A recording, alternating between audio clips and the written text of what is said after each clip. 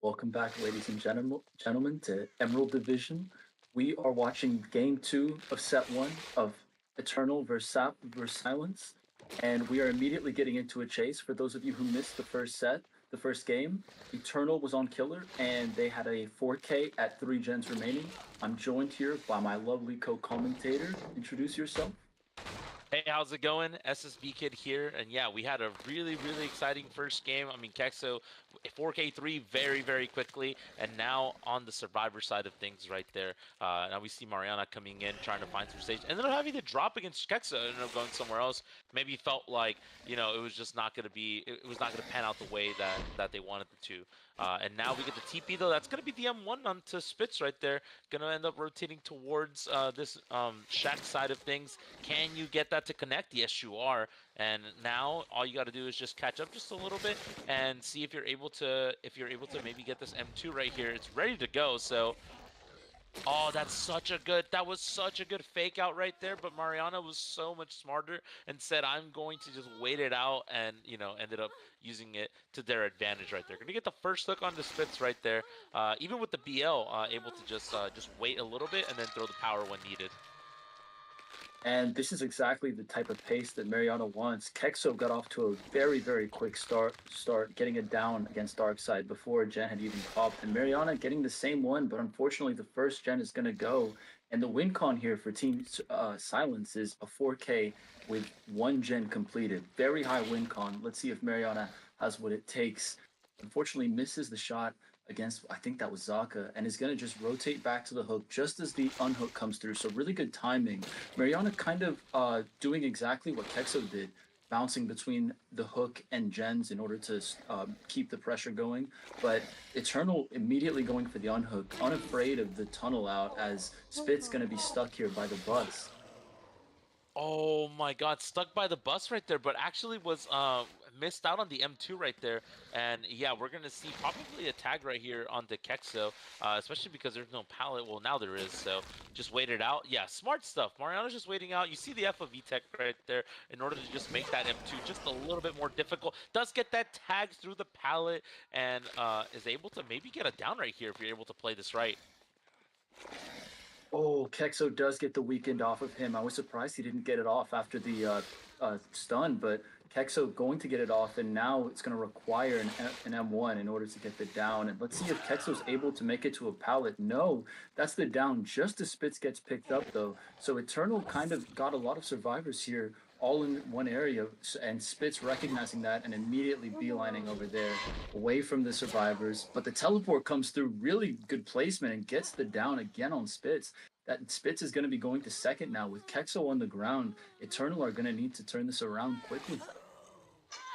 Yeah, and on that note, though, Kexo is getting up right there. Zakardan coming in for the save, which is what we saw. Probably the same person also picked up Spitz earlier, but yeah, even through the BL, able to whiff that hit just because you do get that speed boost as soon as you land from that hill. But you got to think that one of these gens is close to being done, and 4K3 is a time condition right there, so you gotta keep in mind like what the strat is right here. But these survivors playing together, maybe trying to avoid that down, tries to get a stun through. Unfortunately, I mean, could be a little bit of a peak situation right there, but still able to find a situation where you might be able to. That was a crazy bounce, but unfortunately, not able to pan out. That's a pallet drop right here, and I love the teleport. Unfortunately, just a little bit too off the mark. Like just the fact that it was a little bit too far, right? Like you're not able to teleport and immediately M1 and like maybe ping diff through the pallet, but unfortunately not able to pan out.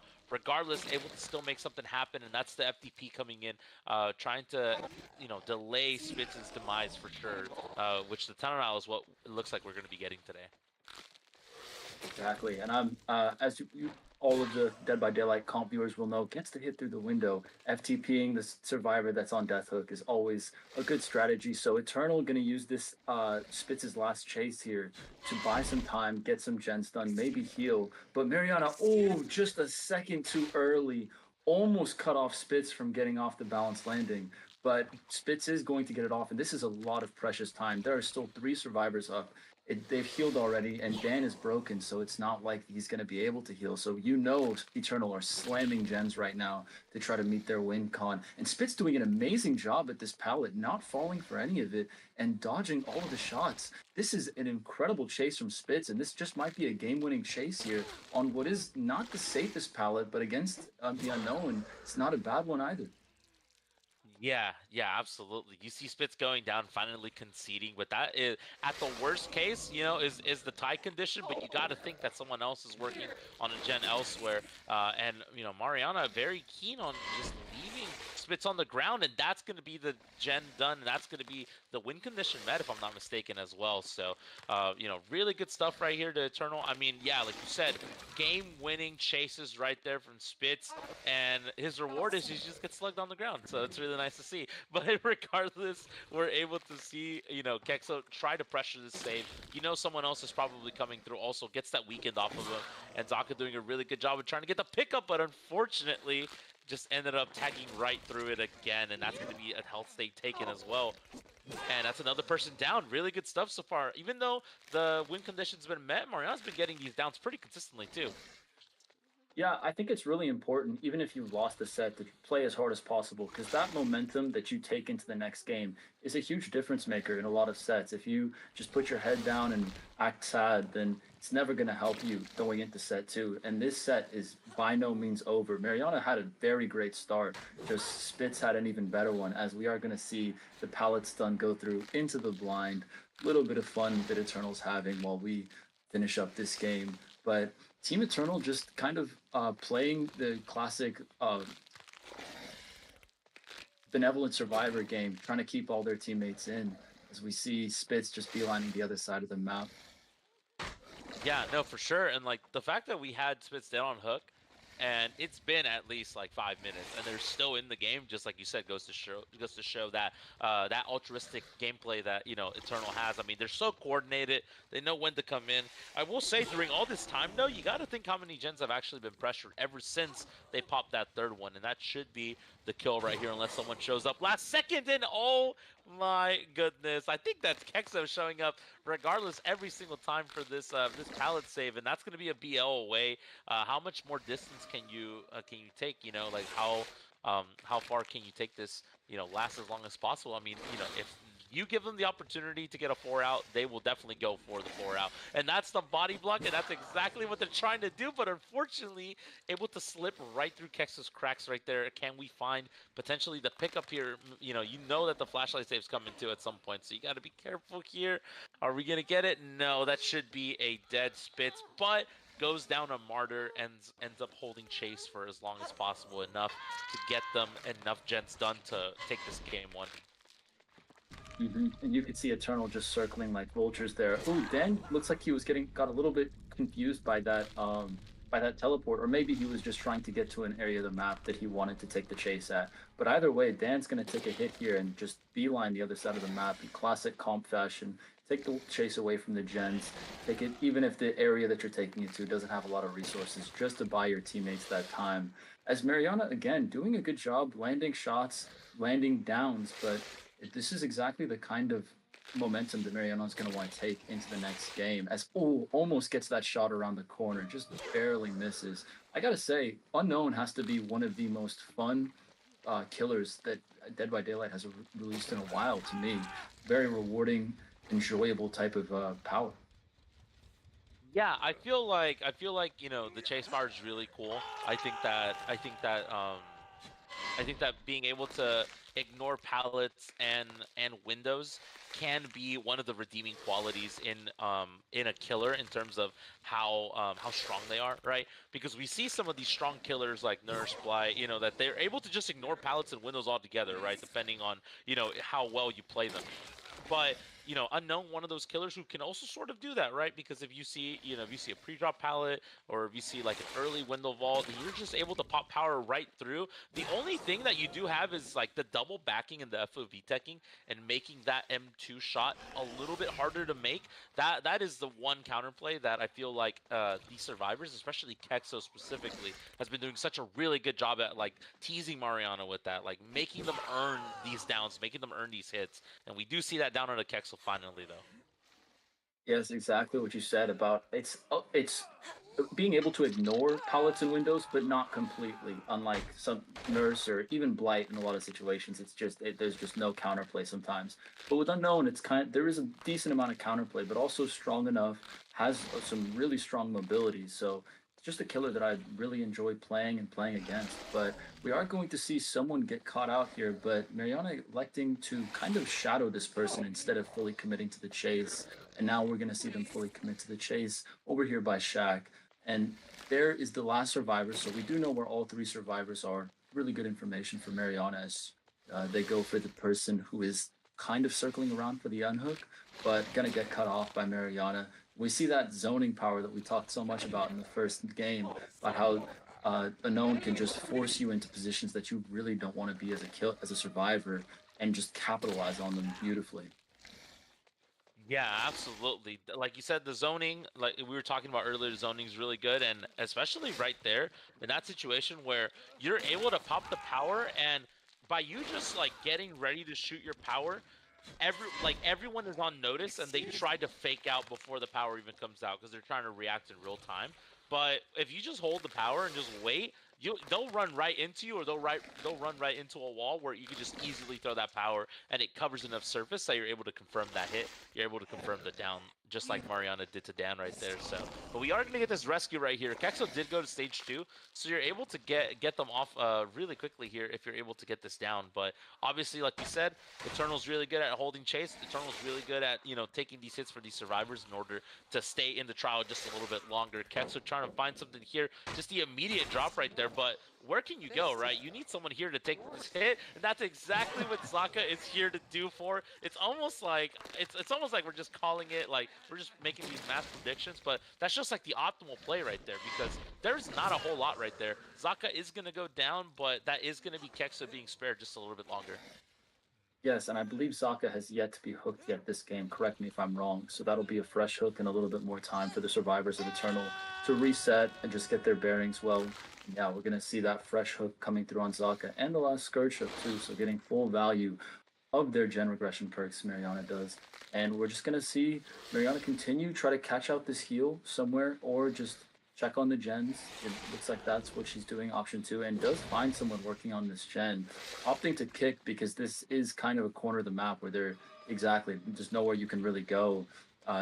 Dan just trapped over here, got this little double vault jungle here, and just gonna try to extend this chase for as much as possible. I'm curious how much progress is on any of the other gens.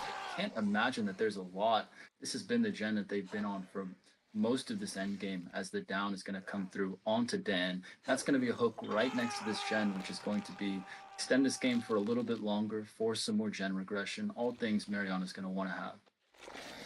Yeah, for sure. I feel like the main gen that has a ton of pressure is the one that Dan was on, the one right by his hook. And then also, just a heads up for people, looking at Zaka and wondering why he's fully healed already. That was second win, if I'm not mistaken. Since in this tier, Deliverance, I'm pretty sure is banned, or against this killer specifically. So we see the immediate broken status and then immediate heal up. So now Zaka able to take some hits rather quickly.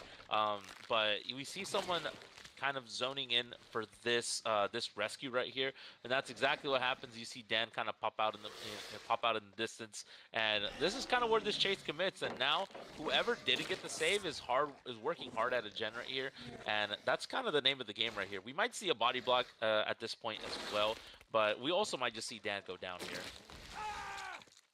Oh, barely gets hit, just right on the edge of that shot. As we do see the flashlight attempt almost come through from Zaka, but unfortunately just a second too late. And I believe that is death hook for Dan. So we are into the 2v1 officially in the end game, depending on what you want to define as end game, as immediately sees Zaka. And the nice thing about this map is there's so much open space that it just makes Unknown so easily able to shoot these cross map shots, put pressure on survivors from miles away. As we see Zaka doing exactly what you were saying earlier. An immediate teleport after scoring the weekend, catching Kexo out here over on the other side of the map. And yeah, Unknown, when you get your hallucinations positioned like this in the end game, it's just so oppressive. There's really nothing you can do as the survivors if the killer is just constantly teleporting between the two gens. There's a cooldown, but the power, just like earlier we were talking about, the power is able to score hits so quickly that it's really, really difficult. Requires some perfect coordination from the survivors. But Team Eternal doing a good job, making some serious progress on the gen over by Shaq, as we're going to see Zaka, just does not get hit there, almost. This, Yeah, and, go ahead. no, yeah, I was about to say almost getting hit right there, and yeah, like during all of that, you see they know which gens are being worked on. They know which gens have a ton of progress, so they're just rotating in and out. Like right now, you see the TP over here. Actually, very intrigued to see the thought process behind coming over here. Maybe trying to get something. Maybe to just try to like hide enough time to be able to come in and keep working on this gen. But Zaka should be working on the other gen where Dan was earlier. So that's probably the thought process here from Mariana, and that's exactly it. And one of the biggest things is I know some of you guys might be wondering like the FOV text and like the very clear, concise M2s. The reason for them being so like aggressive in making a decision as soon as that power comes out is because of ping, right? Like you can't react even with exit lag, right? Like that can be like a factor that you have to deal with. So it's not where you can like react accordingly. Sometimes these hits are borderline unreactable, so that can be really difficult to deal with. And that's where, yeah, you have to get those FOV techs on point, and you have to immediately drop that pallet. But then if Mario just swings through that, sometimes you just get hit, and it's just like, man, like what do I do, right? Like there is counterplay, but sometimes when you're playing in different regions, that counterplay does become nullified just a little bit. Yeah, absolutely. I gotta ask you, SSB, what improvements do you think Mariana could have made to this game? It's really hard. I feel like one of the big things, kind of to just compare to Kexo earlier, was that we saw that down go. Like we saw Kexo down someone immediately, like 30 seconds into the game, and like that's just kind of the speed that you need to play at against some of these survivors. And I feel like chasing in the corrupt gens that spawned at the beginning of the trial, it was like one in Shack, and then like they were relatively spread out. Normally in a better gen spread, they're like all fully in a zone, and being able to chase into non-corrupted zones, I feel like is really important because you're slowing down pressure a little bit because survivors have to get up and like reposition. We see that down at Azaka though. Those chases, the chases aren't bad. It's just that everyone else is so good with their time no matter what is happening at that given moment, which is why we see Kexo able to get that swing, and we saw Zaka get up with that adrenaline. So it's just a little bit unlucky because if you chase Kexo instead and you get the down, then like that adrenaline doesn't proctor. Like that's just like a really unlucky situation to deal with, which can kind of just be the name of the game against Eternal because they just abuse their time so well. Like they make the most out of it, which is why they were able to beat their win con so early. Yeah, exactly that. And it's also small things too. Like for those of you watching at home and are wondering how to improve your gameplay, like in that situation, the player with adrenaline has to play very, very aggressively, try to bait the chase in, and the killer on the flip side of that has to recognize when someone's playing aggressively like that. It's likely that they've got some kind of perk like adrenaline or DS or something that's gonna give them an advantage in the end. But Kexo actually not I mean Zaka not opening the door, instead going to go for the pickup. So Eternal trying to shoot for the two men out here as Mariana is going to take chase on Azaka in this tile, and unfortunately there is no pallet.